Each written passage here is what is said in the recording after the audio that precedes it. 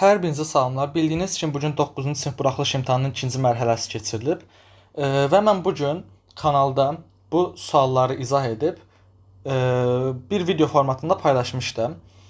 Daha sonra videoda bir sualın səhv olduğunu görmüşdüm. Buna görə də şərhlərdə bu sualın səhv olduğu barəsində bir yazı yazmışdım. Amma sonra düşündüm ki, bu şərh kifayət olmaz. Çünki insanların görməsi cəhətdən yəni şərhlərə baxanların sayı daha az olar.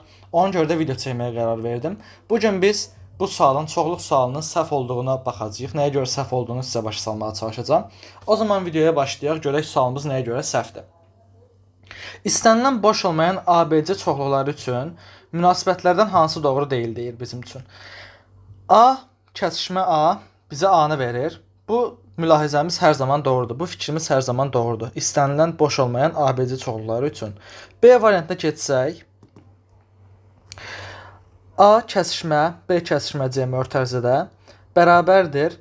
Mötərizədə A ilə B-nin kəsişməsi kəsişdir C ilə. Bu bizim çoxluqlarda keçdiyimiz bir qaydadır və bütün istənilən boş olmayan ABC çoxluqları üçün ödənilir. Ona görə B variantı düzgündür. A daxildir, A ilə B-nin birləşməsi. Bu da təbii ki, məntiqlə də düşünsək, bütün istənilən boş olmayan ABC çoxluqları üçün doğrudur. D variantına keçdikdə A birləşdir, B ilə C-nin, A ilə B-nin kəsişməsi bizə A-nı verir. Bu da təbii ki, məntiqlə düşündükdə doğrudur və bir qaydadır deyə düşünürəm. Və bizim D variantımız da düzgündür. Bura qədər heç bir problemimiz yoxdur. Gələk Y variantına. Çox müəllim burada Y variantını doğru bir cavab kimi götürüb. Amma əslində Y variantı doğru bir cavab deyil. Ümumiyyətlə sualımız səhvdir. Bunu da sizə belə göstərə bilərəm.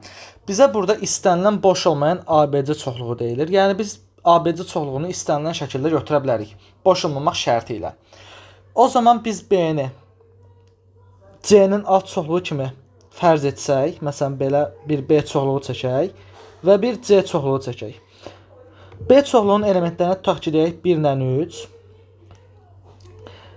C çoxluğunun elementlərinə isə deyək 5. O zaman B-nin elementi olacaq 2 ədəd elementi olacaq. Bunlar olacaq 1 və 3. C-nin isə 3 ədəd elementi olacaq 1, 3 və 5. Biz bu halı yoxlasaq, B ilə C-nin kəsişməsi ilə B-nin özünü verəcək.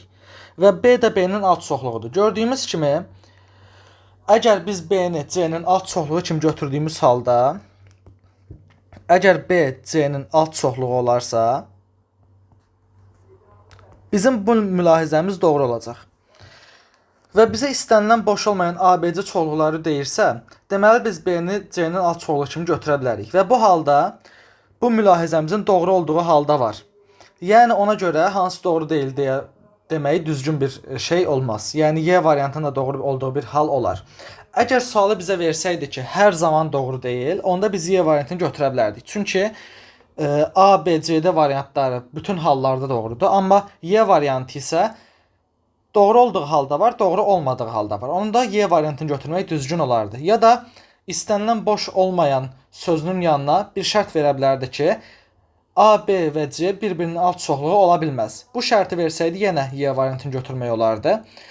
Sual belə qoyulsaydı məsələn, bir-birinin alt çoxluğu olmayan, istənilən boş olmayan ABC çoxluqları üçün münasibətlərdən hansı doğru deyil desəydi, Y variantını götürmək olardı. Və yaxud istənilən boş olmayan ABC çoxluqları üçün münasibətlərdən hansı hər zaman doğru deyil deyilsəydi, yenə Y variantını götürmək mümkün olardı. Amma bizə bu halda istənilən boş olmayan ABC çoxluqları üçün dediyi üçün biz B-ni C-nin alt çoxluğu kimi götürə bilərik və bu halda Y variantımız da düzgün olar. Ümumiyyətlə sualımız səhv olmuş olar. Ümid edirəm ki, siz bu dediyimi başa düşdünüz. Sizin bu 9-cu sinifsinizsə əgər bu videonu paylaşmağınız, yaymağınız sizə yaxşı təsir ola bilər. Çünki dim bu videonu görsə və bu izaha baxsa, bəlkə də sizin üçün bu sualı düz götürə bilər deyə düşünürəm. Hər biriniz özünüzə yaxşı baxın. Bu günlük bu qədər. Sağ olun.